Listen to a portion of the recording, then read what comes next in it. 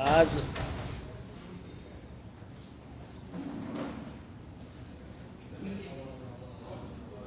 वाल्मिक कराड यांना खंडणीच्या गुन्ह्यामध्ये मुक्का लावलेला आहे। खरं तर आतापर्यंत त्यांना खुनाच्या आरोपाखाली अटक होऊन त्यांना मुक्का लावायला पाहिजे होतं। काल देशमुख घराण्याने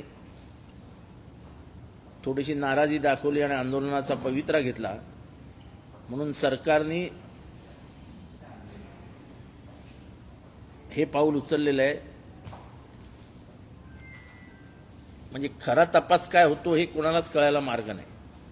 त्यातनंच बातमी येते की SIT पुनर्रचित करण्यात आली आहे, 9 वरनं 6 वर करण्यात आली आहे। कारण का काही जण म्हणे त्या वाल्मिक कराडचे मित्र आहेत। 36 दिवस लागतात तुम्हाला हे कळायला की कोण वाल्मिक कराडचे मित्र आहेत। 36 दिवस काय करत होतं सरकार? ह्या एकंदरच तपासामध्ये आणि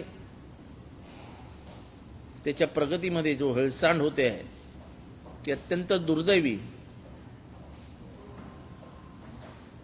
आणि महाराष्ट्राच्या पोलिसांची प्रतिमा मलिन करणारी आहे। हे पोलिसांचं काम आहे का? तर पोलीस नाही, ह्याच्यामध्ये राजकीय हस्तक्षेप होतोय, त्याच्यामुळे प्रतिमा मलिन होण्याचं पोलिसांवर पाळी येते।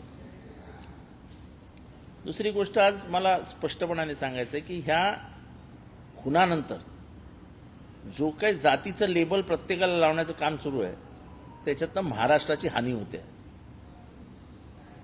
म्हणजे कोणी मराठा म्हणून बाहेर येतंय, कोणी वंजारी म्हणून बाहेर येतंय। हा माणुसकीचा लढा होता आणि एका मृत्यू पडलेल्या प्रामाणिक माणसासाठी सगळे लढत होते। तो कुठल्या जातीचा होता म्हणून आम्ही तरी लढत नव्हतो। आणि समोर खून करणारा होता, खंडणीखोर होता, म्हणून त्याच्यावर विरुद्ध आम्ही बोलत होतो, त्याची जात आम्ही बघत नव्हतो। जे कोणी जातीचं लाबल लावून संतोष देशमुखची लढाई लढतायत ते महाराष्ट्राचं नुकसान करतायत असं माझं स्पष्ट मत आहे। कारण नसताना ह्याला जातीचा रंग लावून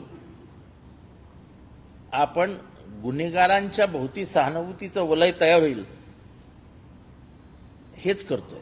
आणि मला वाटतं की ह्याच्यात काही जणांनी जिल्हा परिषद डोळ्यासमोर ठेवली आहे की परत एकदा मराठा कन्सॉलिडेशन, परत एकदा OBC कन्सॉलिडेशन, त्यांचं एकत्रीकरण आणि मार्ग। प्रत्येक ठिकाणी राजकारण न बघता कधीतरी सामाजिक दृष्ट्या बघितलं पाहिजे। दहशतीचं वातावरणात जे काही परळी आणि परिसर त्यांचा जो श्वास कोंडला गेलाय त्यांना मोकळा श्वास घेण्यासाठी म्हणून आपण बाहेर पडलो।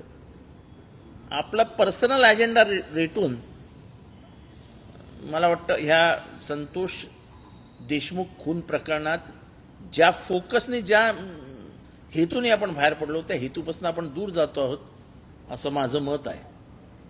मला कोणावरही बोलायचं नाही, पण ह्याच्यात जातपात जास्त म्हणजे आणायलाच नको होती, जास्त नाही आणायलाच नको होती।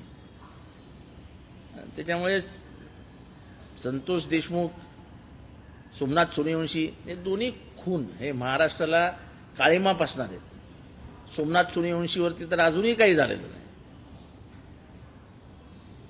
ह्याचं म्हणजे ही सगळी लढाई लढत असताना मी सोमनाथ सूर्यवंशीकडे जाईन तर मी मागासवर्गीय आहे म्हणून जाईन, मी ह्याच्याकडे जाईन तर मी मराठा आहे म्हणून जाईन, नाही, मी माणूस आहे म्हणून त्याच्या मागे उभे राहायला पाहिजे होतं।